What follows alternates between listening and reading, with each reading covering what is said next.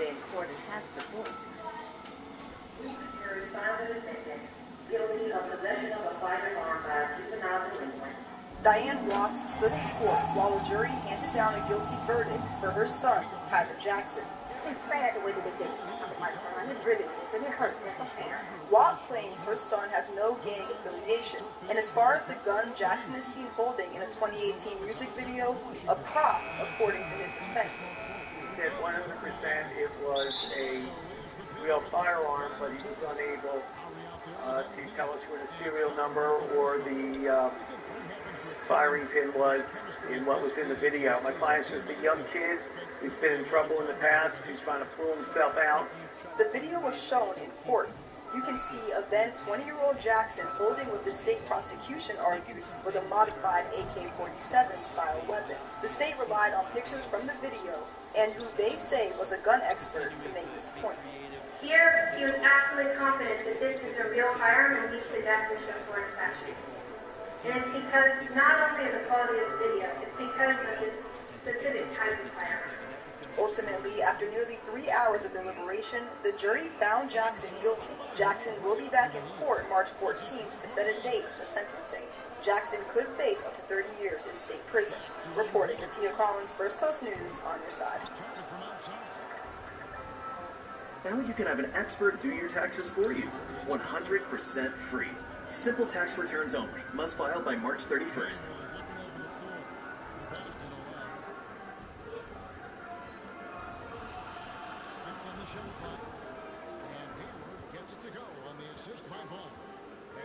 This is the arraignment of 20-year-old Spencer Allen Boston. At a traffic stop 2 months earlier, Boston received citations for speeding and simple possession of marijuana. Yes, sir. I think it's very unfair, the marijuana law here. I think we the people deserve better because marijuana is a very harmless drug, and it's been around for ages, since the 80s and 90s. I've heard that for really all my life, so don't go any further on that. Yes, sir. I don't know whether it's good or bad. All I know is Tennessee still has it against the law. I swear I follow the laws, and I have to follow the laws as a judge. It probably is unfair, but I can't change it. You've got to go see the legislature to get that change. You want that trial rate? Yeah, we can do that. That'd be fun, and you make another step. The judge works with court employees to schedule a trial date. May 7th. Boston decides to take action as he pulls out what appears to be a joint. Oh, true. No one seems to notice until, shockingly, he lights up. And this time it's noticed immediately.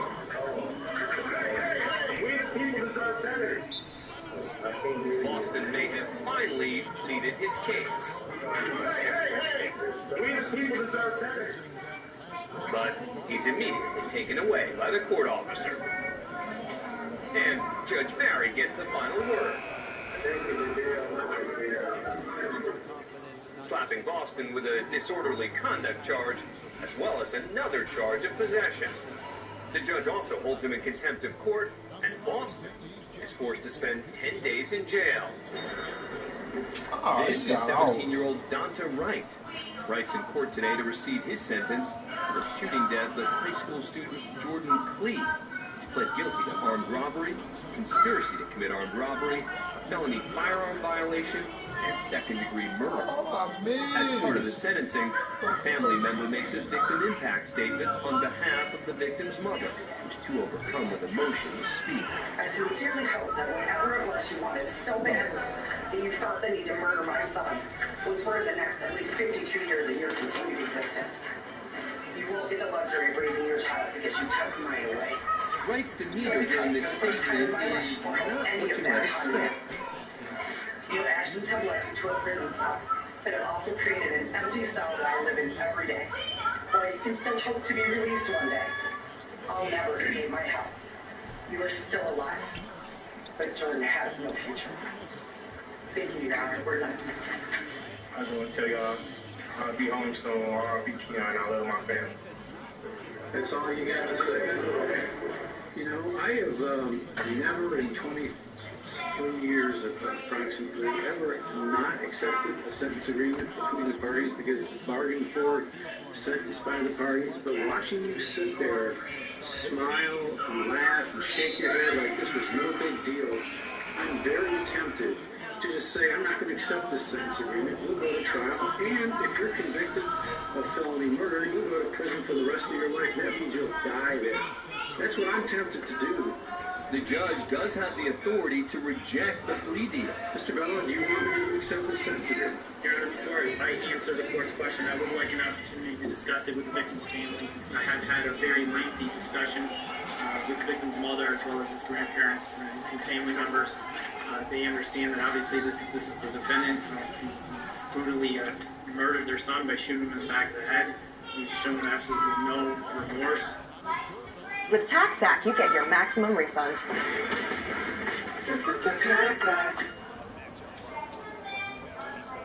Hungry? Order some subs to go at Firehouse Subs. However, the Glee family does want to move on with this, and they are asking, as well as the people, that you proceed with the sentencing. The judge accepts the sentencing agreement, which puts him behind bars for 25 to 52 years. Communications for Hearst. Yeah, I want to report a crime that's about to happen.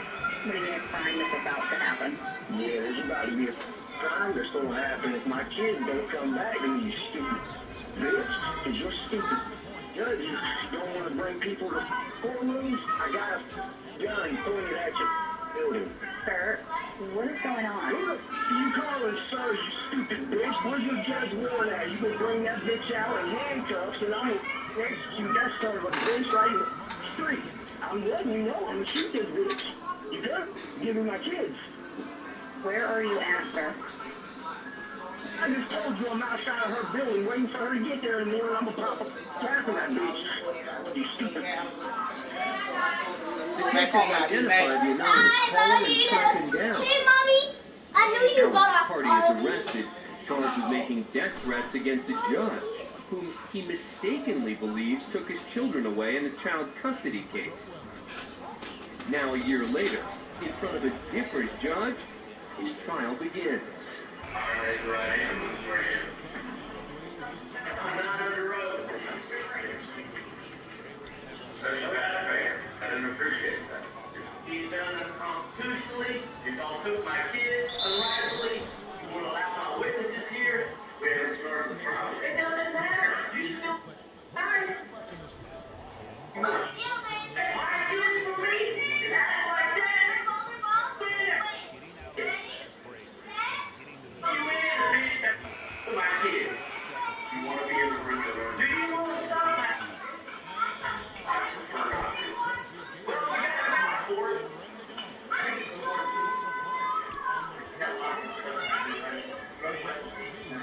You want to be here when the jury's here? What do you think? I don't know.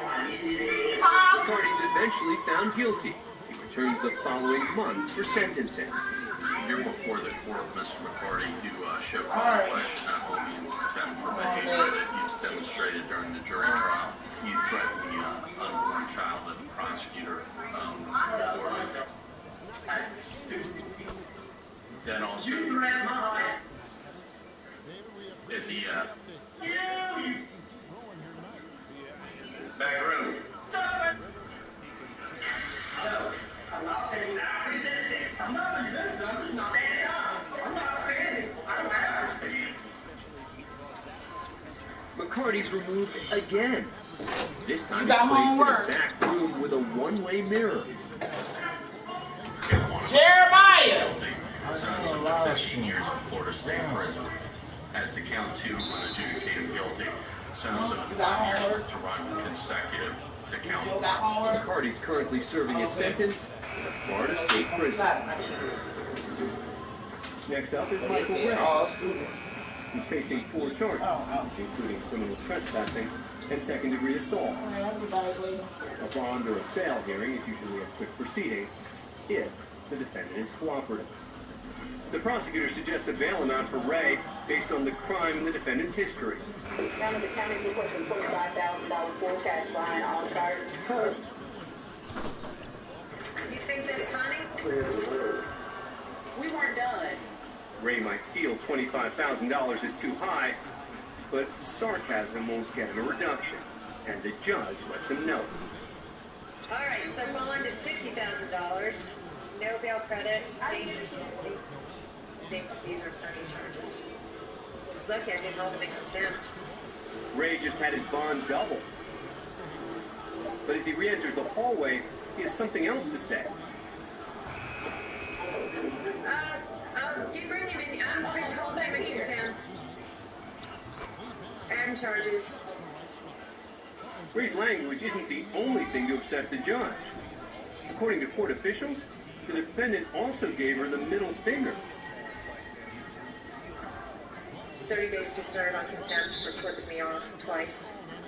Judge calls him back, but it looks like he's gone. If we bring him back in, he's just going to get another 30 days for doing something else. Sure enough, Ray comes back for more. Oh, here he comes.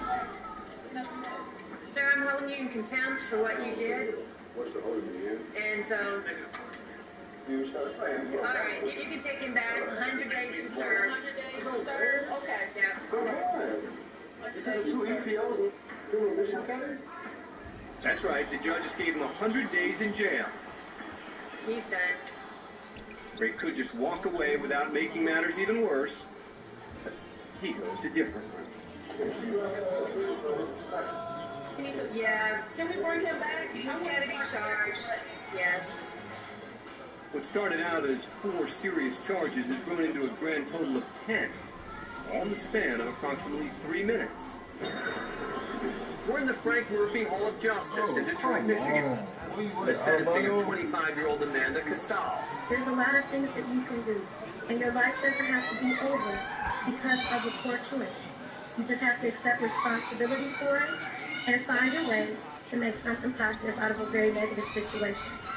Casal has been found guilty of driving under the influence, causing a head-on collision that killed 31-year-old Jerome Zerker and severely injured his fiancée, 31-year-old Brittany Johnson.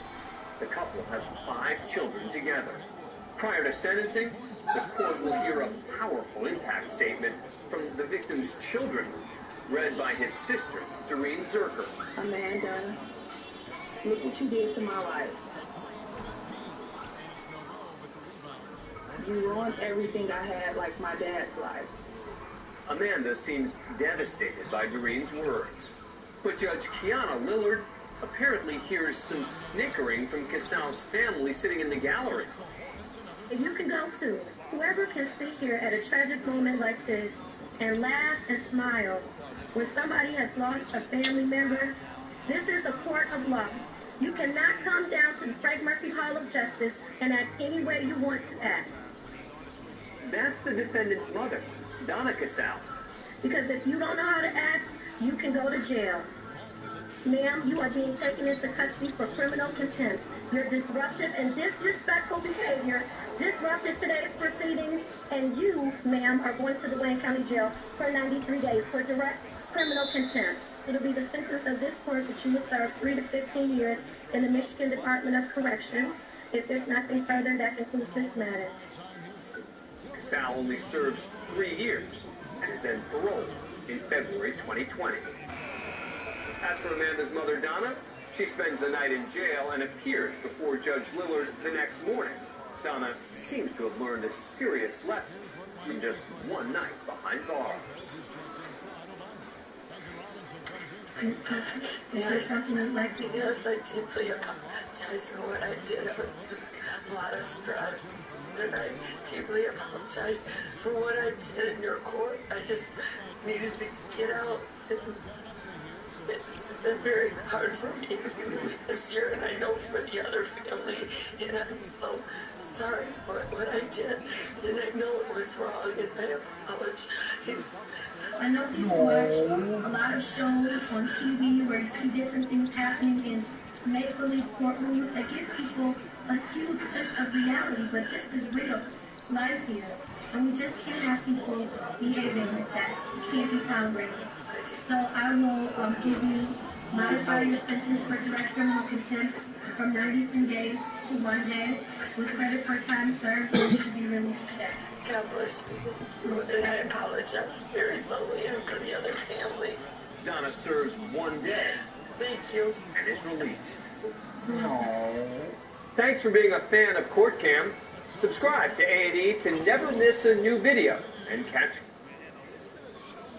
Anna Jarquin has made more than $300 in the last 10 months just by filling up her gas tanks. The app lists hundreds of gas stations to choose from. Fill up there, and that's it.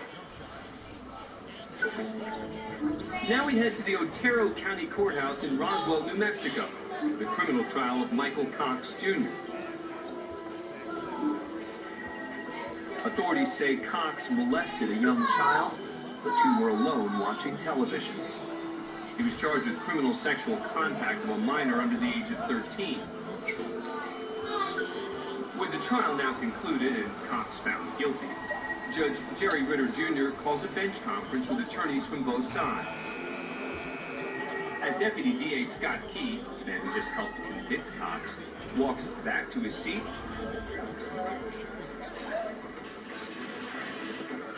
Cox unleashes his frustration.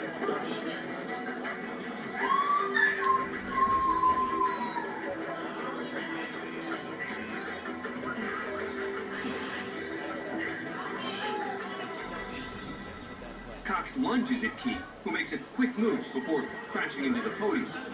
He takes a swing at Key as he hits the ground.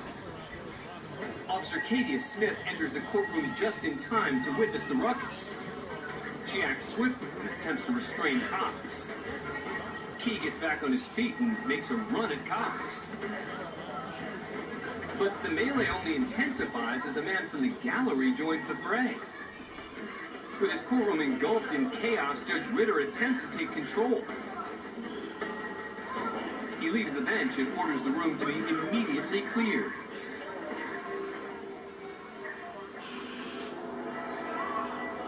With the confrontation now over, Key pulls himself together. He takes a moment to fix a tear and then straightens up the area, even putting the trash can back in place while Cox is cuffed and led away. Order is finally restored. Michael Cox Jr. received 18 years for criminal sexual contact with a minor.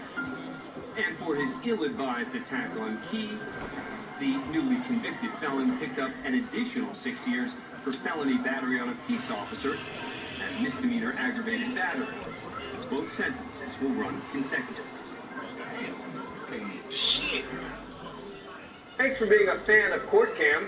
Subscribe to A&E to never miss a new video and catch full episodes on aetv.com.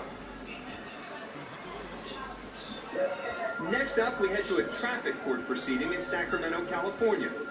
The court clerk is waiting on the defendant, Scott Green, who's appearing today for speeding and license tag violations. There he is. Hello? Oh, Mr. Green? Yes. Yes, defendant Green is also Dr. Scott Green, a plastic surgeon. Hi. Are you available for trial? It kind of looks like you're in an operating room right now. I am, sir. I'm in the operating room. Yes, I'm available for trial. Go right ahead. Okay, let me just briefly advise you that I love wheels. Colorful wheels. Glossy wheels. Two-piece wheels. Blackout. A phone. You can get it on iOS or Windows. Launch the program, then just connect your iPhone. Then you're ready to set your location, let it flow. It's great that if you're playing games like Pokemon Go, you can drop your character anywhere on the globe with just a few clicks, all from inside your home. And with automatic marching and 360 directions, you'll be able to move around in continuous motion using your keyboard to avoid teleportation detection, giving you a huge advantage, man. It's like a secret weapon. Dr. Phone is perfect for those who want to play without going outside on rainy days. I live in the countryside where things are pretty, but I use Dr. Phone to play games with people in cities. But it's not just a game, and Dr. Phone can keep you safe. Keep your location private from the ops and the snakes. With Location Changer, secure your personal space, cause there's so many snaky apps tracking you these days. So if you want more privacy day to day, or an based games. Go and download Dr. Phone today for iOS, link in the description on this page. Thanks again for Dr. Phone for sponsoring today's video. Don't get caught lacking, people. Scroll down and press that link in the description and download Dr. Phone today. Thanks for the sponsor, guys. Peace. ATK's sworn enemies are KTA, which stands for Kill Them All. Not very friendly, that, is it? Just like ATK has its origins in the Youngin Gang, it's been said that KTA has its roots in a more organised crew of OG Jacksonville gangsters called PCE, or Problem Child Entertainment. Now, this is a legit gang that was really dismantled in a 2017 RICO case. This saw over 10 senior members from the PCE operation facing racketeering charges for multiple counts of murder and firearms offences. Now, this group had actually attracted a significant amount of attention from the Jacksonville Sheriff's Office following a tragic January 2016 incident when a 22-month-old baby, Adrian McClendon, was sadly killed after being shot in the baby seat of a car that was targeted in a drive-by shooting. The police were able to connect those bullets that killed that baby to the PCE crime organisation, and both of the shooters in this case were convicted of murder. 2 guilty verdicts were read, one for Henry Hayes and one for Kwame Richardson, who were tried separately. Prosecutors say both were targeting a rival gang member when 22-month-old Aiden McClendon was shot and killed while he was sitting in a car with his mother on the city's east side. But to make things even more crazy, it's being suggested that that 22-month-old baby that was killed was actually a direct relative of Whopper with a Chopper and Spinner Ben. But anyway, regardless of that, with this kind of fuck shit going down in the streets affecting 22-month-old children, it's no surprise that the Jacksonville cops ended up cracking down hard on PCE. But growing up in the midst of the budding gang wars on the streets of Jacksonville is a young rapper by the name of Julio, aka Julio, aka Lil Six. Now, this nickname is derived from the 6 or 6 block in Jacksonville, where Julio hails from. The territory apparently stretching from 45th and Moncrief up to Avenue B, with Julio specifically hailing from the Hilltop Village apartments. Now, this area is the north side of Jacksonville, the area which Julio says is also the most violent part of the city. I'm from the north side of Jacksonville, 1646 West 45th Street, Rich Street. Yeah, that's the most violent side of Jacksonville. Now, Julio is considered the most hated rapper in Florida, and it's easy to see why when you consider how he came up. Julio said that he had to buy his very first gun for protection when he was in just the 7th grade, because apparently he was already beefing with grown men with bigger guns. But nigga got his first gun in motherfucking 7th grade. He said he was going to 7th with deuce fire, so after that, it was a wrap. We'll always be with grown, older niggas, so shit, they always had the advantage and shit of us. Like, they always had the guns and the cars to pull up on us, and you feel me? We ain't never had that shit. Julio's upbringing seems like it was nothing but pain. In fact, his father was murdered when Julio was only 13 years old, being shot in the head twice in a brutal attack. Apparently retribution after a man that Julio's father had beaten up a month before came to get back. Julio even said that he witnessed his first murder at close range at the